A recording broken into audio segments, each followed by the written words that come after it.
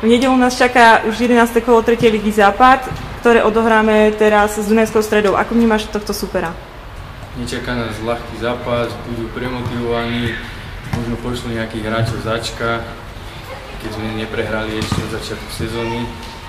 Veď chceme ďalšie 3 body do tabuľky dostať. Tešíme sa na ten zápas ako na každý iný. Kvality má super. Tak je to určite kvalitný súper. V tejto súťaži je každé mužstvo, ktoré hrá doma, určite silné.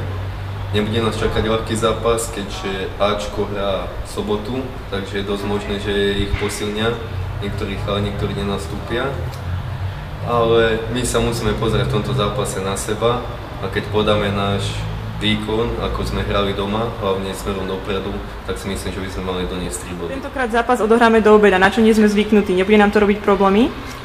Tak to by nám nemalo robiť problémy, však každý hráč si prešiel žiackými skúsenostami, keď sa hrávalo. V sezóne sme strieľali 3 pokutové kopy a všetky si kopal ty. Kabina má v tebe takú dôveru? No som určený už dopredu, už pred zápasom tréner určí, kto má tú penáltu kopať, ale vychádza to aj zo zápasu, kto sa ako cíti, vždy sa ešte poradíme pred tou penáltou, kto si na ňu najviac verí.